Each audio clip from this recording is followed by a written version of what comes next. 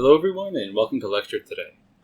So today I want to talk about another very useful technique in applied mathematics, that is the technique of the Laplace Transform. This is related to the Fourier transform. In some sense, it's coming from the same idea. It's what's called an integral transform that takes a function and creates a new function that is much more useful in certain contexts and certain applications. Specifically, one of the main applications of the Laplace transform that we'll see is that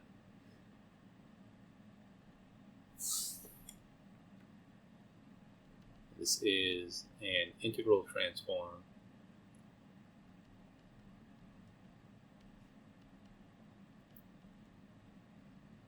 that has this property that when you take the transform of the derivative of a function, it reduces it to an algebraic equation in that function in the variable, the new variable in the new domain that we get after we transform it.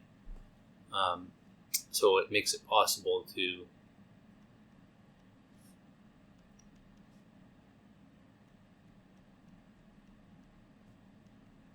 reduce linear ODEs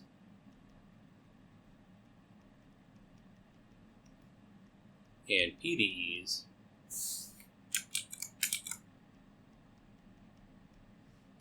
to systems in general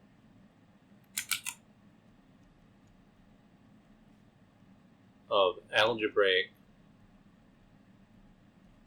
equations, which are easier to solve in general than differential equations. So this is the main application of the Laplace transform in engineering applications. The general idea here is that we have a pairing of two functions. The original function,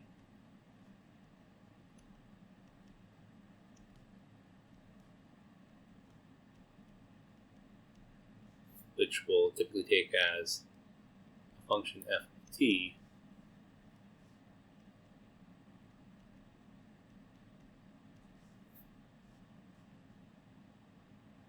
and the transformed function,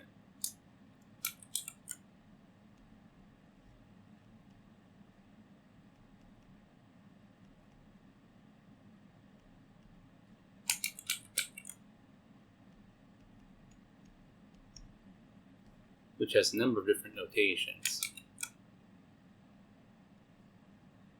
Typically we denote the Laplace transform as curly L with curly brackets of f of t will be a new function of s, which we can denote capital F of s, and sometimes we denote this as f with a bar over it as well.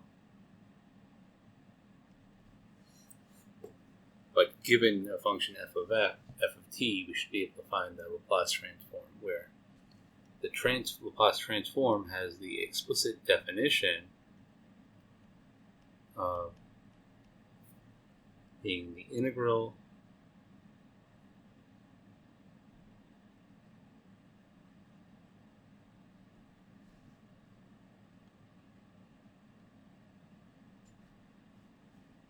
from 0 to infinity of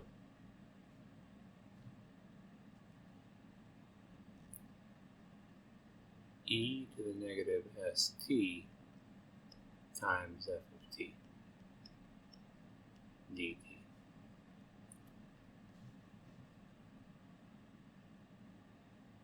This is actually a more general procedure. This is the definition right here of the Laplace transform for any function f. If this improper integral converges,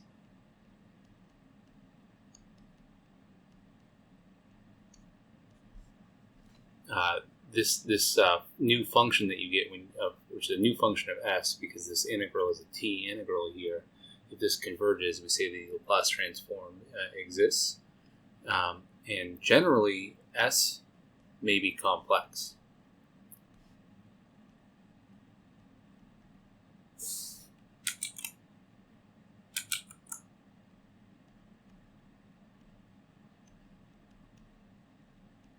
And this is important, very, very important.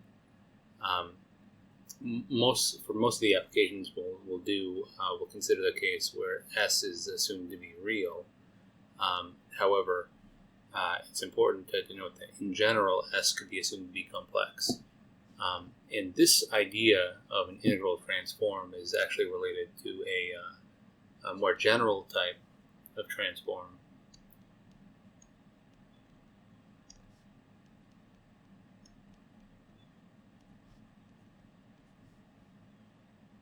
Where you say the transform function, maybe we'll say g of S is equal to the integral from 0 to infinity of k of S t times f of t dt, where k of st is a multivariable function of S and t, which we call the kernel of the integral transform.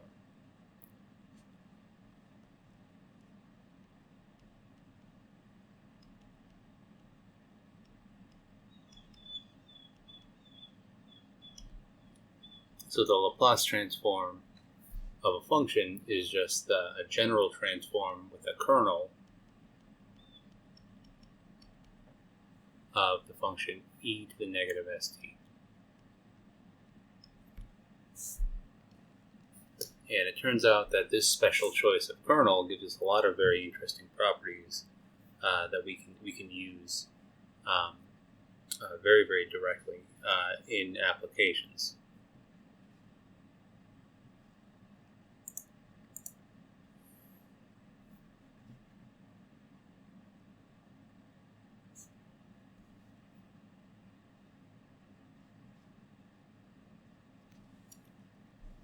So let's do the Laplace transform of a relatively simple function. We'll do f of t equals t.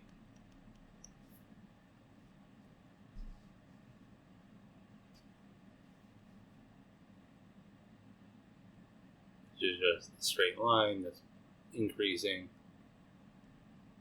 for all t.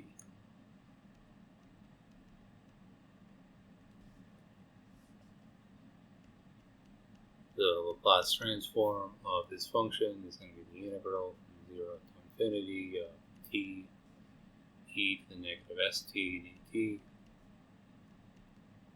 which is an improper integral. So from Calc 3, we have to express this as a limit as t goes to infinity of the integral from 0 to t of t times e to the negative st dt.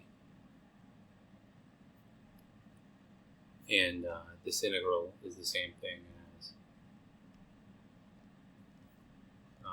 integration by parts.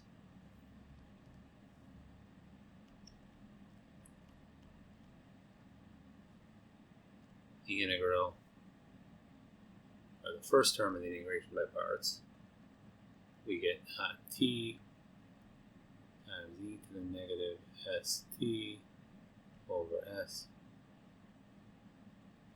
t to 0, and then plus the integral 1 over s from 0 to t e to the negative st dt.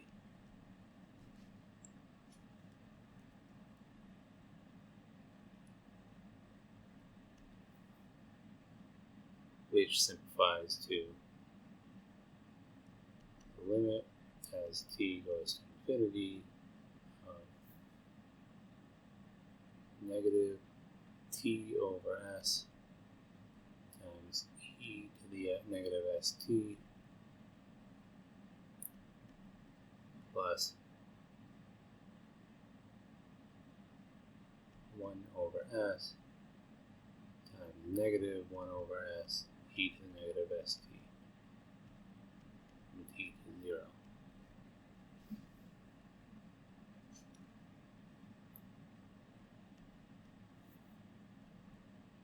Which is the limit as t goes to infinity of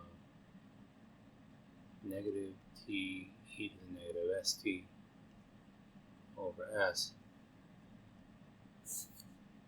plus 1 over s squared minus 1 over s squared e to the negative s t. And this limit, the limit as t goes to infinity of e to the negative st, is going to go to 0, as well as this limit right here, t times e to the negative st, is the same thing as the limit as t goes to infinity of t over e to the st, which with one application of L'Hopital's rule, we can show will also go to 0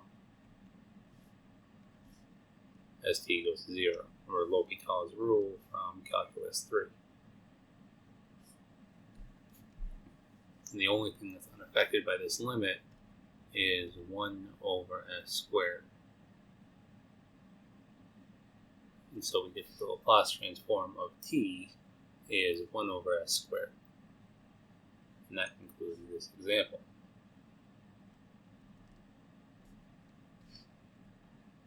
So it's a good idea to go through and verify some of the terms in the Laplace transform tables that we'll write down a little bit later. But the idea here is that typically the Laplace transform is defined for the real part of s greater than some fixed constant a, because of the fact that we need certain limits in the Laplace transform to go to 0 in order for this integral, an improper integral, to converge. For instance, in this problem, a is 0. S will have to be greater than 0 because if s is negative, this becomes positive, and therefore these limits do not go to 0. If it is equal to 0, or if it's less than 0, then these limits actually go to infinity. So we have to be kind of careful here as we go through and do these computations.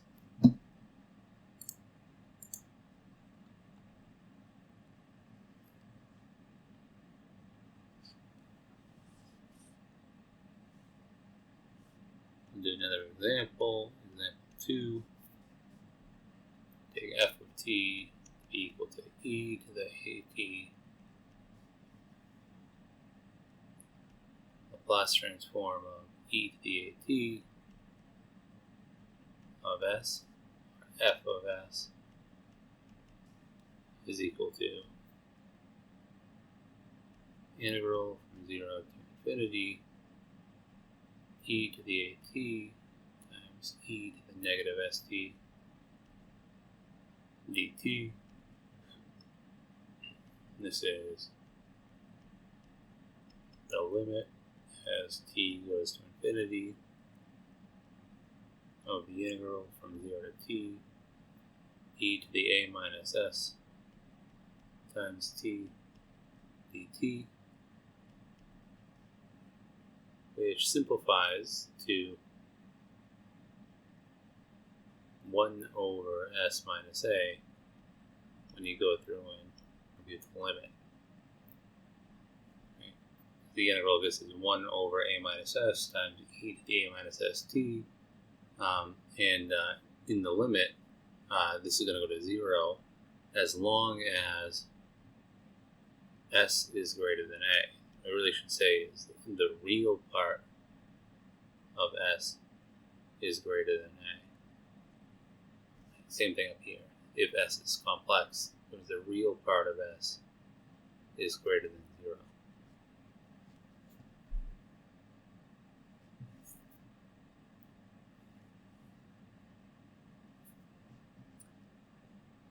So it's always important to think about this right here, and I'll leave this one to you to go through and do, just like I went through and did this right here, and justify why this is the real part of s greater than a. But this will give us convergence.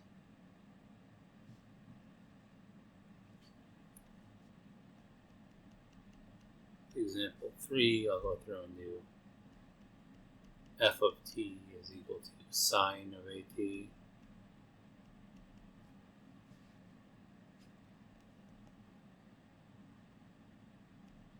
Laplace transform of sine of at be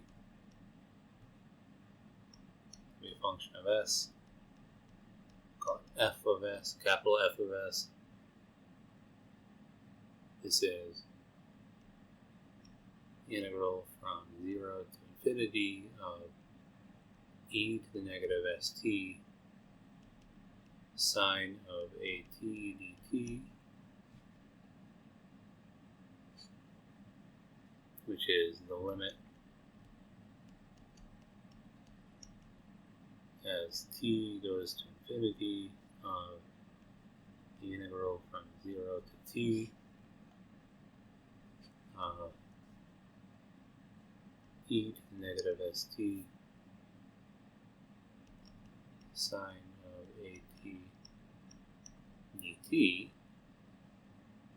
And we know how to do integrals of this form via tabular integration by parts. And you can actually check yourself. I'm not going to go through the computation, but using tabular integration by parts, our method from before, you end up getting that the integral from 0 to t of e to the negative st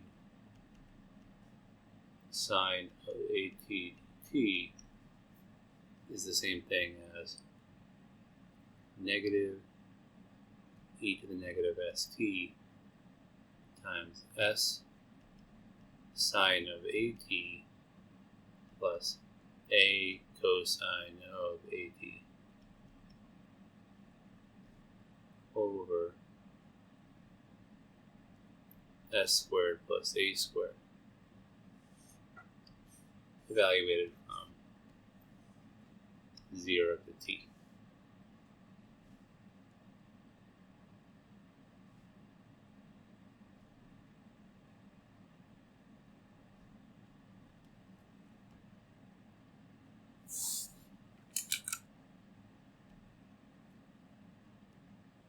So at t equals 0, this just becomes a over s squared plus a squared minus e to the negative st s sine of at plus a cosine of at over s squared plus a squared, which also tends to 0 in the limit as t goes to infinity.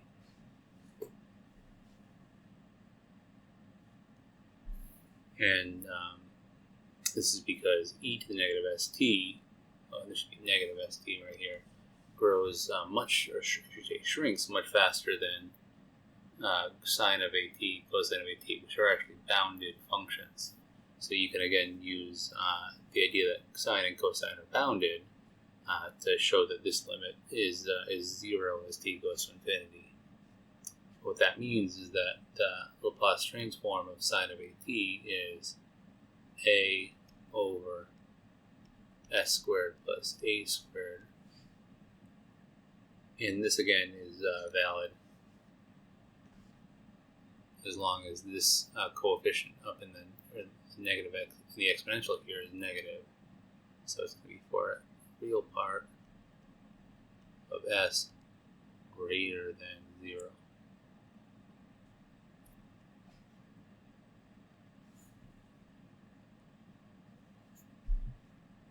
And this property that we're seeing for each one of these examples, the function being integrated for the Laplace transform obeys what is called the property of exponential order.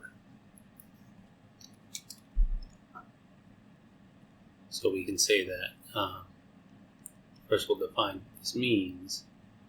A function f of t is of exponential order if the limit as t goes to infinity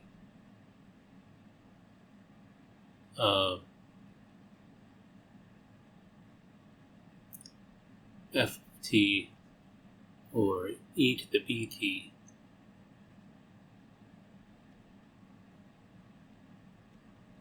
is equal to 0. As if there exists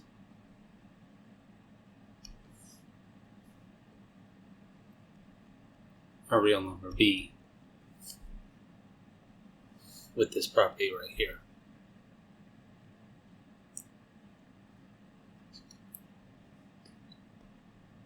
We can also write this as saying that f of t is less than or equal to a times e to the pt for t greater than some constant value of time t naught. So this is implying the existence of a constant a and a constant b such that for t greater than t naught, so that's some index t, we have that the function stays bounded by a constant times the exponential. It's basically saying that the function eventually is bounded by this exponential function, and therefore the limit that you get when you take the Laplace transform, which will have some form of e to the negative st in it multiplied by the function or the integrated function.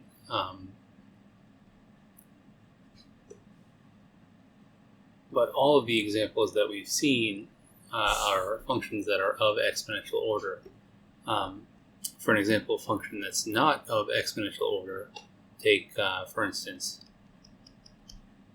the function f of t is equal to e to the t squared. And this function grows much faster than e to the t, and therefore it's not of exponential order, and therefore we do have to be careful.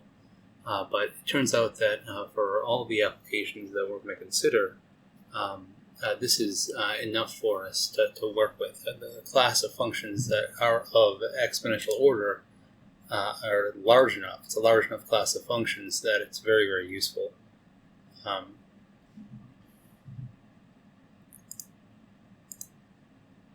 For instance, all polynomial functions, the trigonometric functions, the exponential functions, all of these are of exponential order. Let's look at one more example.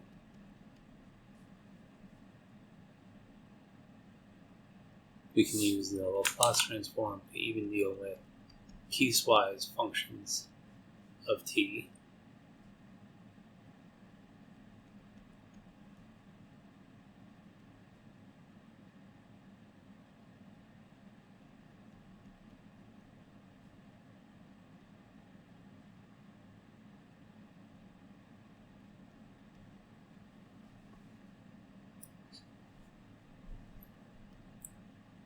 The Laplace transform of this f is the integral from 0 to infinity of e to the negative st times f of t dt. And this integral will then break down to the integral from 0 to 2 of 1 times e to the negative st plus the integral from 2 to 5 of e to the negative st.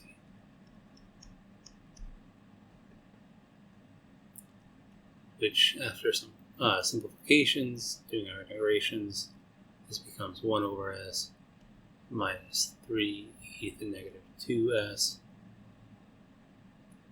plus 2 e to the negative 5s.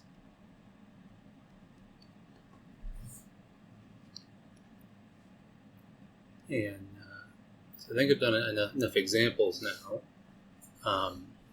It's important now to go through and we'll summarize in a table the important Laplace transforms that we'll see in applications.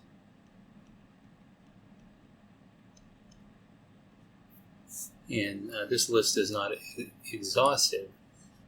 However, it's going to be very useful to keep this in mind.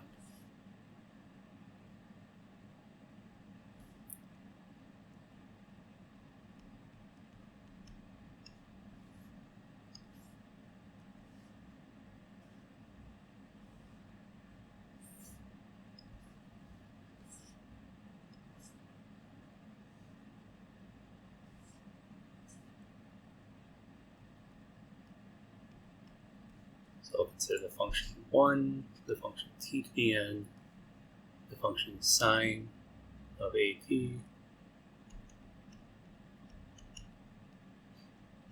function cosine of at, and the function e to the at.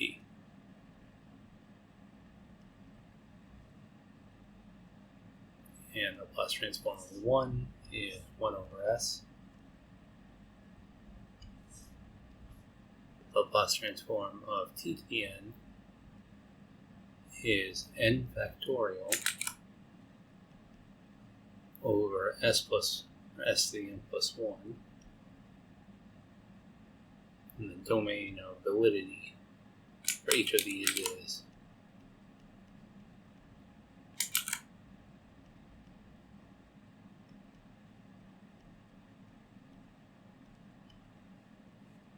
on the right, and also has to be an integer here.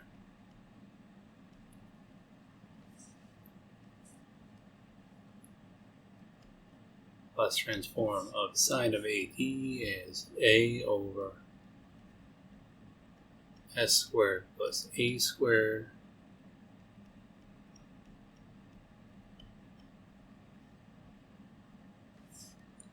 cosine of at is s over s squared plus a squared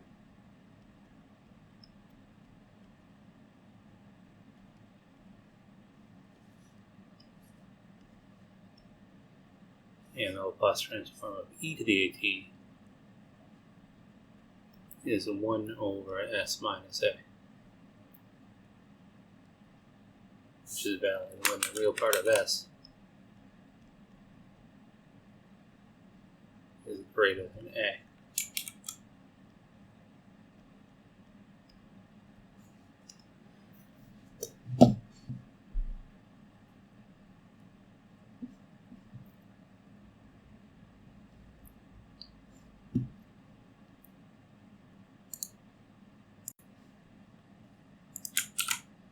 So one of the things that we have here, and the reasons this is working so well, is because of the fact that the exponential grows so quickly, or I should say the negative exponential shrinks so quickly, that it guarantees that if you use this as a kernel, as long as f is of exponential order, you'll get a convergent Laplace transform. So the integral will converge. This is one of the nice things about the Laplace transform, and one of the reasons that the exponential function here is chosen. The other reason is how it interacts with the derivative. We're going to see that it converts the derivative to an algebraic relation rather than a differential relation, which is a really incredible property. But let's go through and summarize some of the basic properties, and then we'll get into the more advanced properties a little bit later on in the lecture.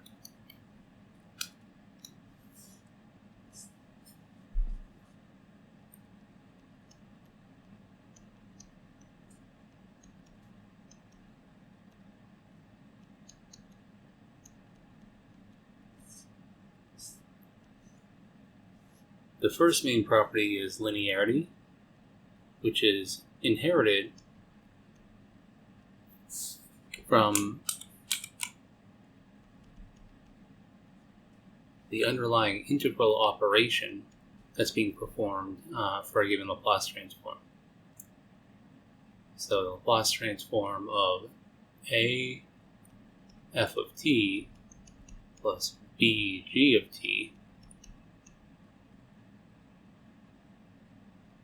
as a function of s is going to be the same thing as A times the Laplace transform of f of t plus b times the Laplace transform of g of t for our constants a and b.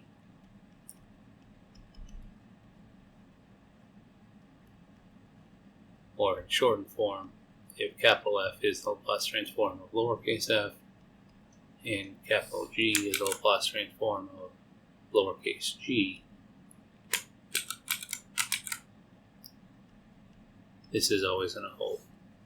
And the proof of this is relatively straightforward. It comes directly from the fact that integrals, the integration procedure, are linear.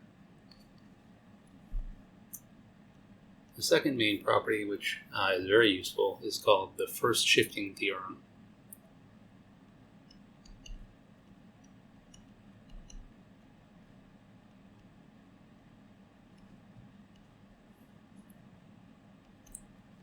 And this is very useful because it gives us a technique of going through and solving for a new Laplace transform for a new function if there's an exponential involved.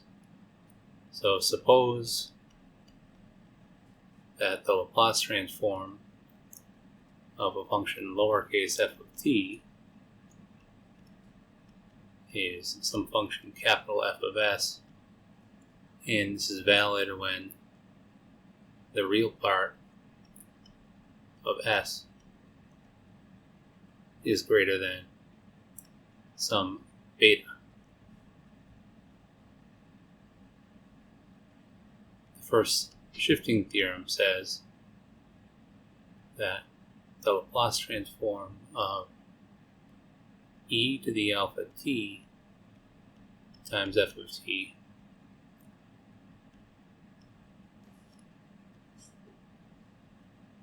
will always result in a shifting of the original Laplace transform by alpha.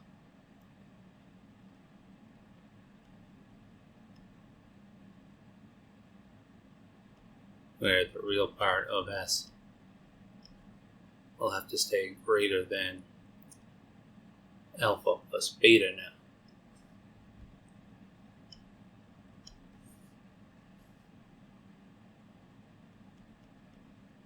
To guarantee that this condition is satisfied.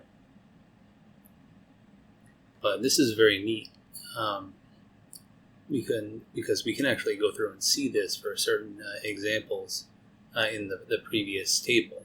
So we can use this theorem. Let's go through first and write down a proof of this property. And we'll do that by just considering the Laplace transform of e to the alpha t times f of t. This is the improper integral from 0 to infinity of e to the negative st times e to the alpha t f of t dt.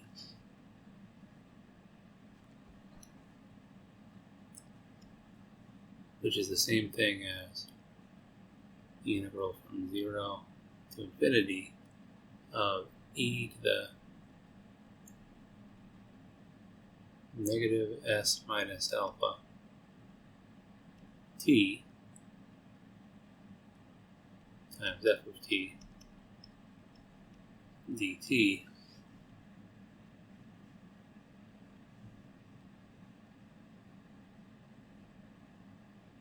which by the definition of the Laplace transform is the Laplace transform of lowercase f evaluated at s minus alpha. This is a direct proof. But remember that because this Laplace transform is only valid when the real part of s minus alpha is greater than beta, this is valid when the real part of s minus alpha is greater than beta. The real part of s has to be greater than the real part of alpha plus the real part of beta, where beta is a real number. So this even allows for alpha to be a complex number, which is very cool.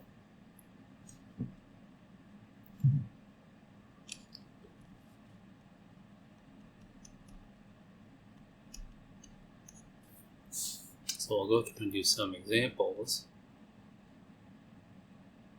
We know that the Laplace transform of 1 is equal to the function 1 over s. So by the first shifting theorem, the Laplace transform of e to the alpha t will be 1 over s minus alpha, where s is greater than alpha, because this is valid when s is greater than 0.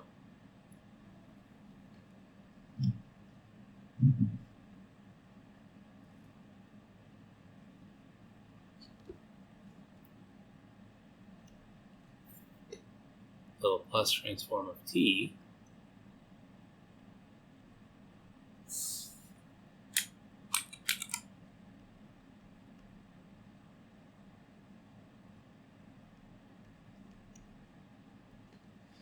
we computed before to be 1 over s squared.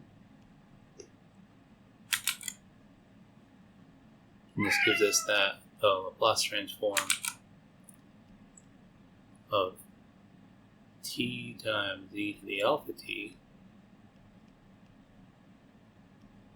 is 1 over s minus alpha squared.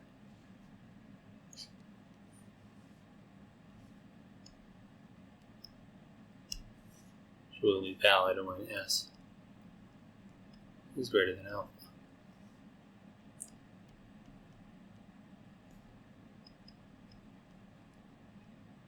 I'm just going to denote this the real part of s because we could allow s to be a complex number.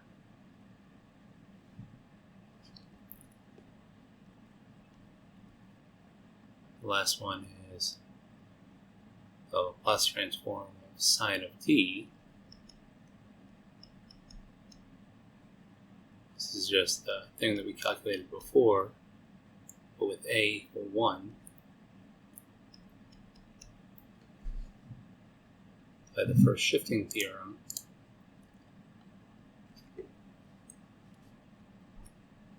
this implies that the Laplace transform of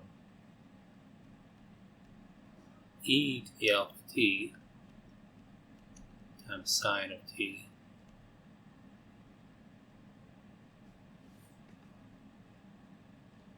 is going to be equal to 1 over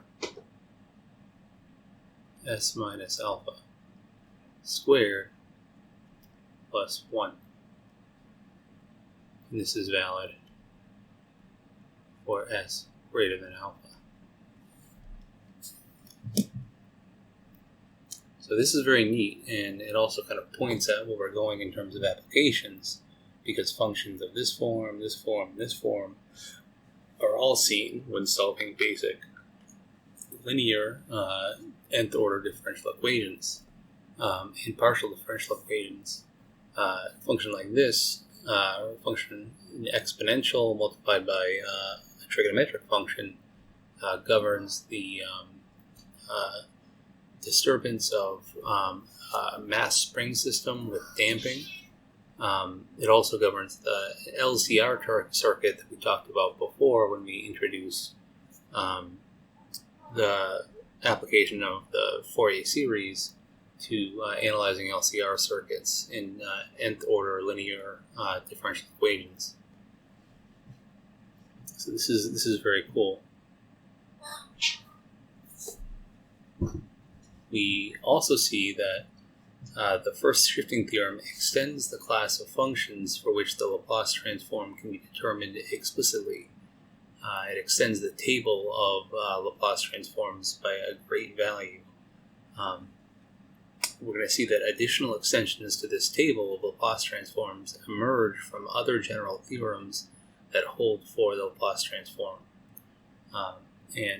The next idea is we're going to discuss is taking the Laplace transform of the derivative of a function. And this is probably one of the biggest theorems for the Laplace transform, or uses for the Laplace transform in applications.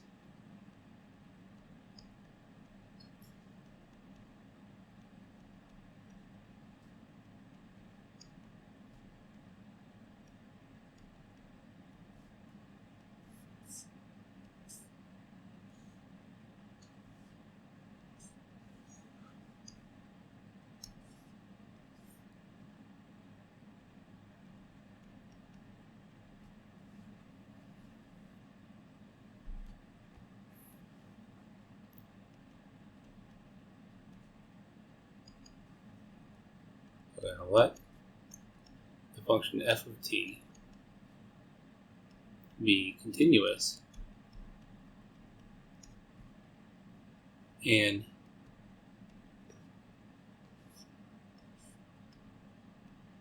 of exponential order, which we could also write dominated, synonym for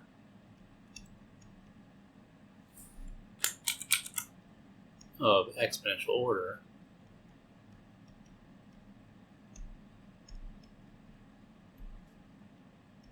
dominated by the function e to the t. And let f prime of t, the derivative of t, be piecewise continuous.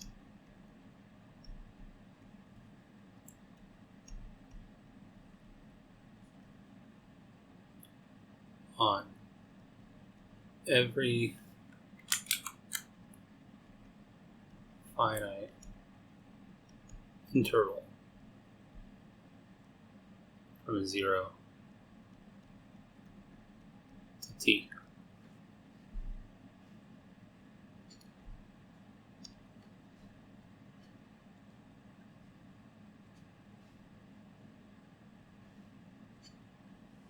Then for s greater than a,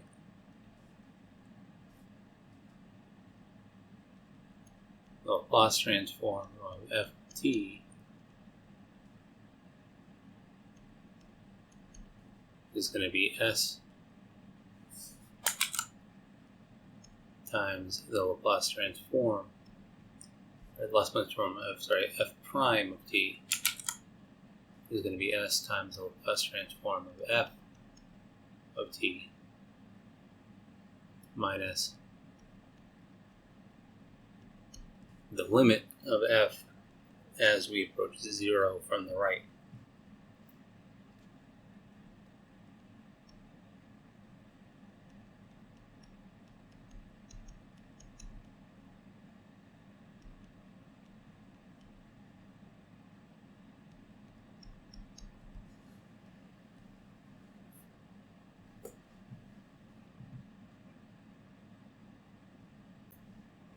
So to prove this,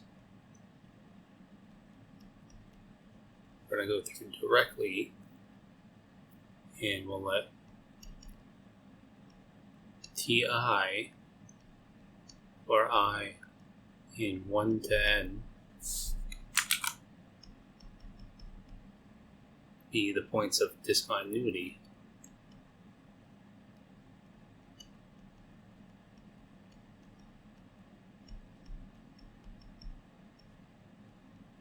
Of f prime of t.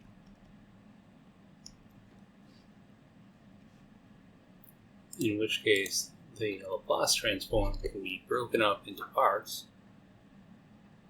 because we have the Laplace transform of f prime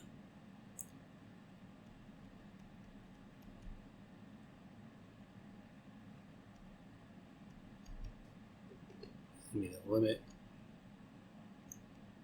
as t goes to infinity of the integral from 0 to t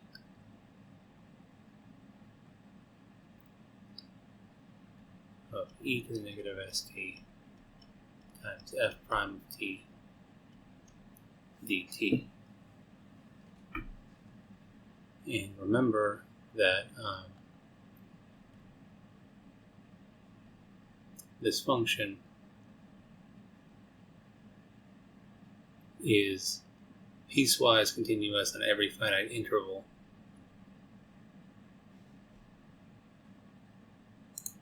So we can break this integral up into the following. It's the same thing as the limit as t goes to infinity of the integral from 0 to t1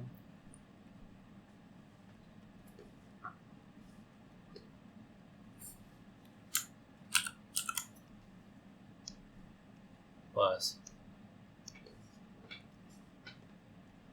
the integral from t1 to t2 of e to the negative st f prime of t dt all the way up to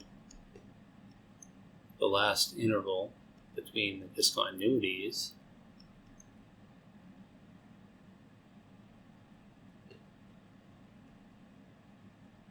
e to the negative st f prime of t dt. And lastly, we have to add in the tail, which is the integral from tn to t f prime of t dt.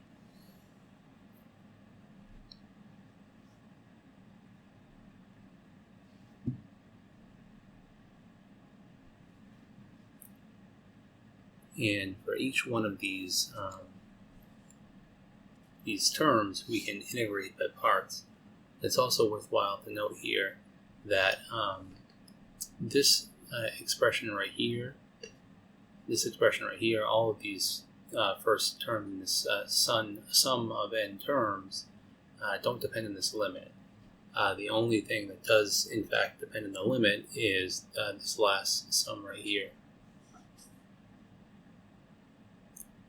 So if we do that, we integrate by parts by doing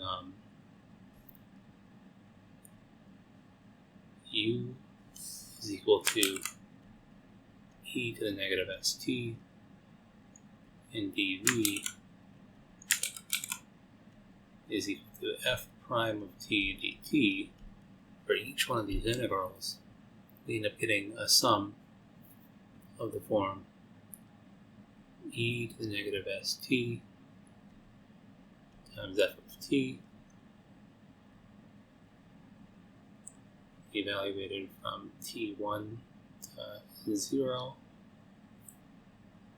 plus s times the integral from 0 to t1 of e to the negative st f of t dt.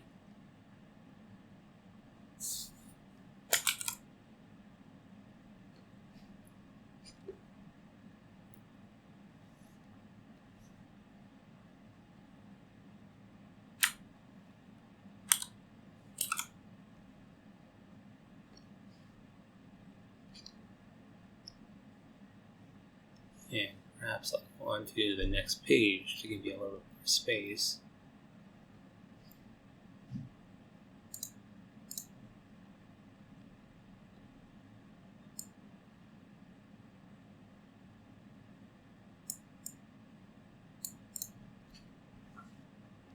The second term will be this exact same term, but with the bounds from t1 to t2, t1 to t2, and then this holds for every single term up to and including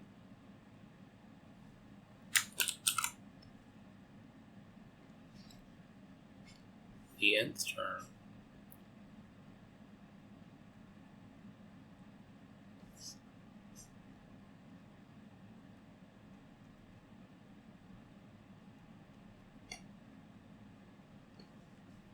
And also including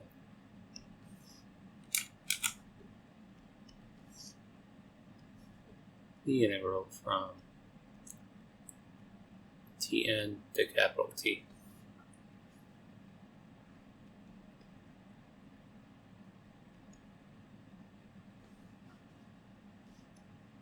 And don't forget that this entire thing is, remember, the limit of this entire thing as t goes to infinity. So that limit comes down and only hits this last term right here.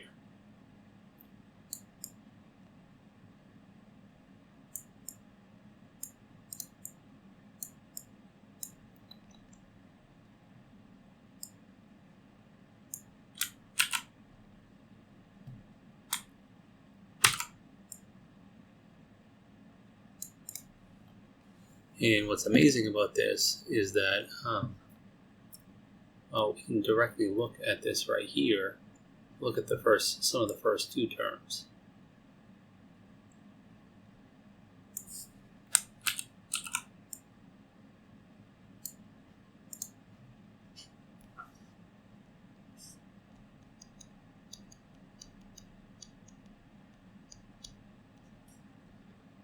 When we plug in our boundary points here, we're going to get negative f of 0, or negative f, the limit as f goes to 0 from the positive,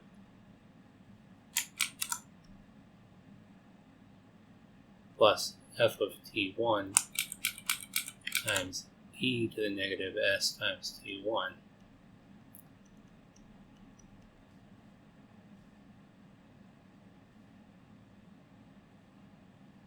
Plus this integral right here.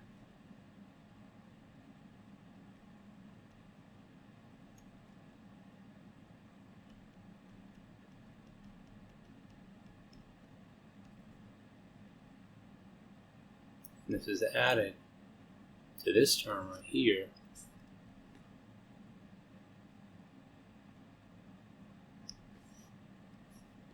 which is e to the negative st2 minus times f of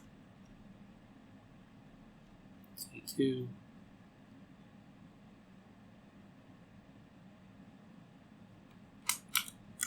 this is t2 from negative minus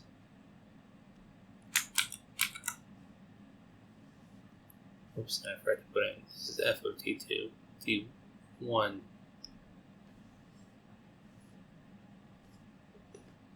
from the right,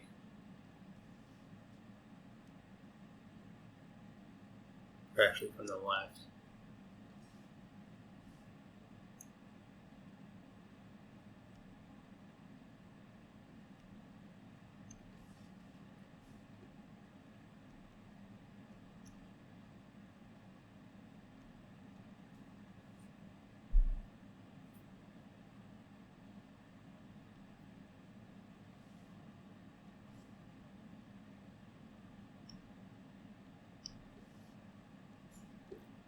So this term is then this minus e to the negative s t1 f of t1 from the right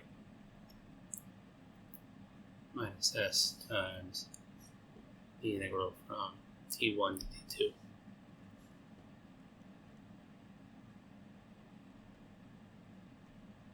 Of e to the negative st f of t dt. And so this entire expression simplifies to a sum of jumps of this form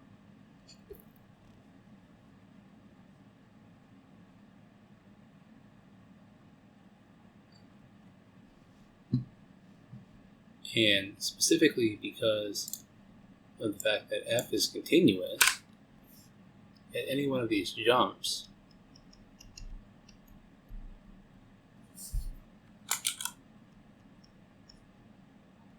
ti, the limit at ti from the right is equal to the limit of f at ti from the left. And so we get a cancellation in the first two terms of this e to the negative st1 cancels with this e to the positive s or negative st1 f of the limit from the left. And this also happens at every other term here. This t1 cancels this t1 when you plug in. This t2 cancels the t2 in the bottom part of the sum. And this keeps happening all the way down the line until we are left with the following. Also note that this summation right here from 0 to t1, t1 to t2, tn minus 1 to tn of all of these integrals summed together is just the integral from 0 to tn.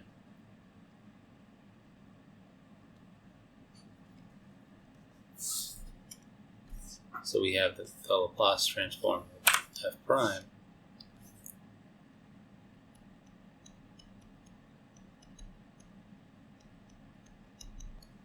is equal to negative f of 0, the limit of f as t goes to 0 from the right, plus the limit as t goes to infinity of e to the negative st times f of t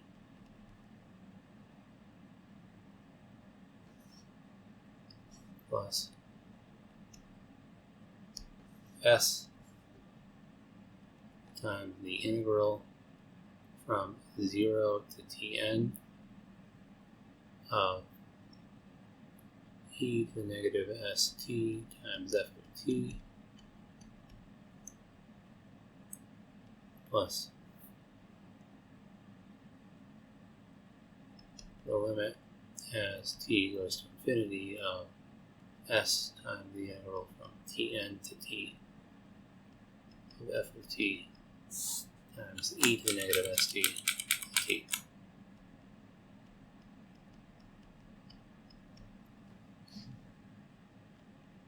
And I want to emphasize here that this cancellation goes through all the way up to tn minus 1, and at tn it's cancelled by this term right here. So that's important just to emphasize why we're getting this from. But we also have that because f is exponentially dominated, this is also 0. And we can pull all of our terms together now to claim that the Laplace transform of f prime of t is just s times the Laplace transform of f prime, or f of t, minus f of 0, the limit of f as t goes to 0. And this concludes our proof.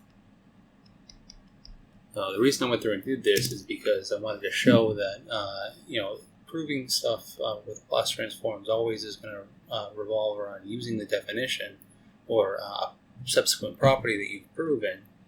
But the idea is that this is a hugely, hugely powerful result. And I want to make the remark that this immediately allows for extensions to other derivatives. or higher order derivatives.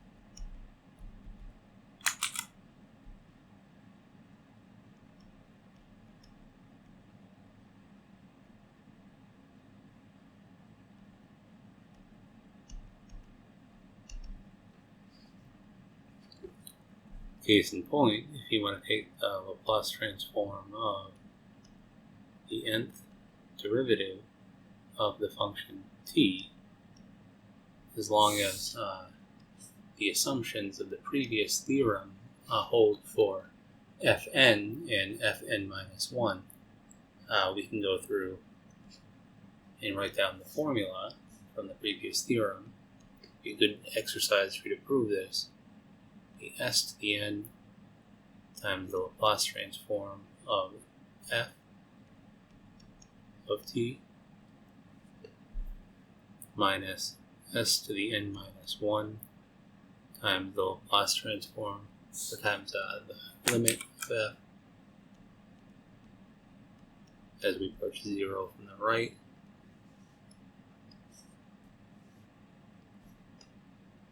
minus s to the n minus 2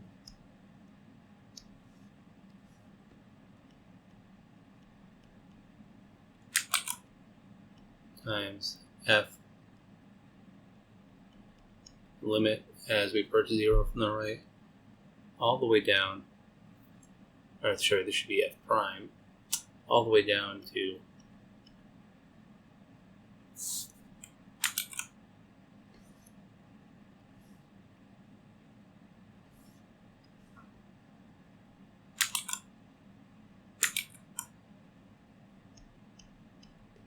s times the n minus second derivative evaluated in the limit as t goes to 0, minus, lastly, the n minus first derivative of f limit as we approach 0 from the right. So this formula is a general formula for calculating the nth derivative, or the Laplace transform of the nth derivative of the function f. Particularly,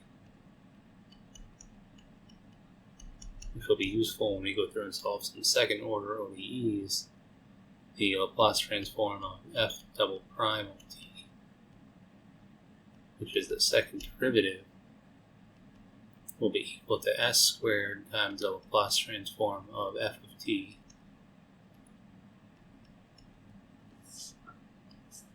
minus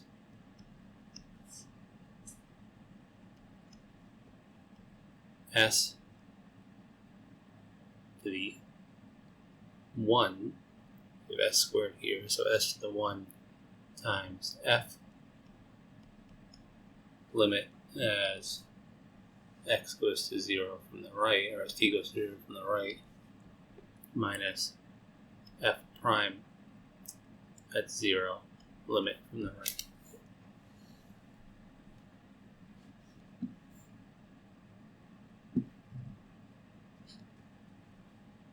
So for a quick example of how to use this, right, let's try and find the Laplace transform of sine of at by using this method. Well, we know the Laplace transform of sine of at already. We computed it. Let's use the formula for the derivative. We know that if f of t is sine of at,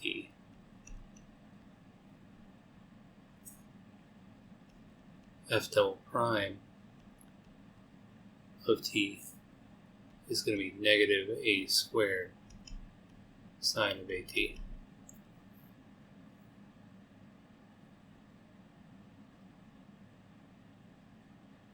Which is negative a squared times f of t.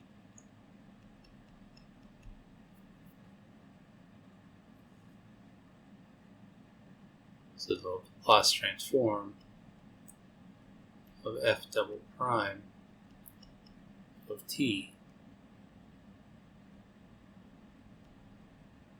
is equal to negative a squared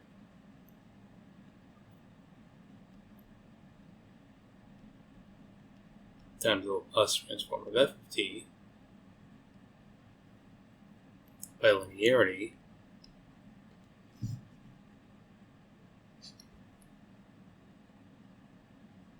but on the other hand, by the formula that we just derived, s squared, this is equal to s squared times the Laplace transform of f of t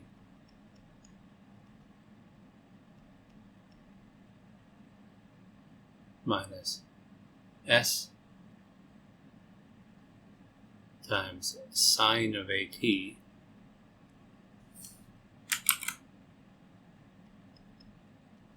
as we approach t from the right, this limit, minus a cosine of at, which is the derivative of this function sine of at. Oops, and I have a little typo there, let's put a right here. Fix that. And this is a cosine of at, the limit as t goes to 0 from the right.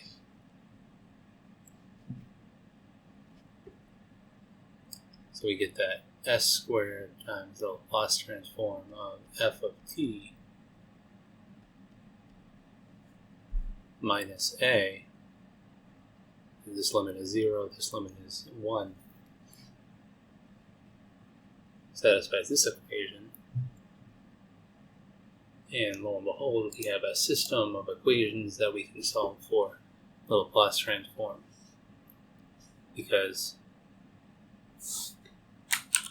we use the definition of the derivative to directly show that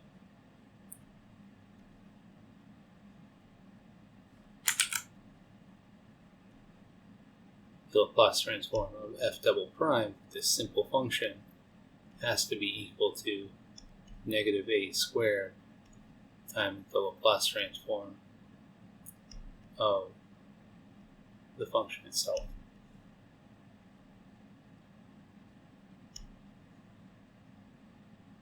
So this term is coming from the definition of the derivative, and knowing how to take the derivative of sine of at. This term is coming from applying our property that we just proved, but we have that this system now has to be satisfied, and we can easily go through and solve this system of one equation to find that Laplace transform of f of t has to be equal to a over s squared plus a squared, which exactly matches what we found before. So this is a very interesting example. It's a cool example that just kind of shows one way that we can go through and use the Laplace transform to verify things, and it ends up being very useful.